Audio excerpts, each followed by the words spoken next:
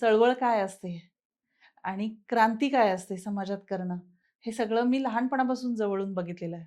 बरं. वयाच्या 14व्या वर्षी मी पहिलं विद्यार्थ्यांकरिताचं आंदोलन पाहिलं बिंदू चौकामध्ये. AISF केलेलं आणि ओके. त्याच्यामध्ये सहभाग नोंदवला. तुम्ही समाजाचं, समाजातल्या वंचित घटकांचं खूप मोठं देणं लागता.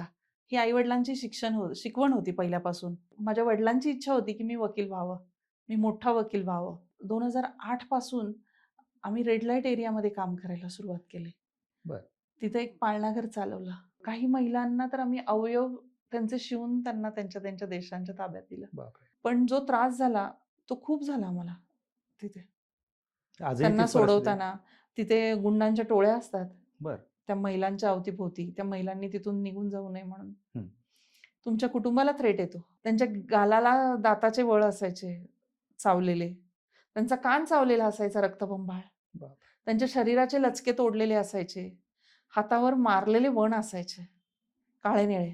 पण तुम्ही सच्चाईनं काम केलं तर तुम्ही व्यवस्थित जगण्यापुरते आणि तुमचं घर चांगलं व्यवस्थित चालण्यापुरते पैसे वकिली, तो काळा कोट तुम्हाला नक्की देऊन जातो. न्यायासाठी लढतो, तो वकील उघड्यावर आहे. हं. त्याच्यासाठीच वकील संरक्षण कायदा नाहीये.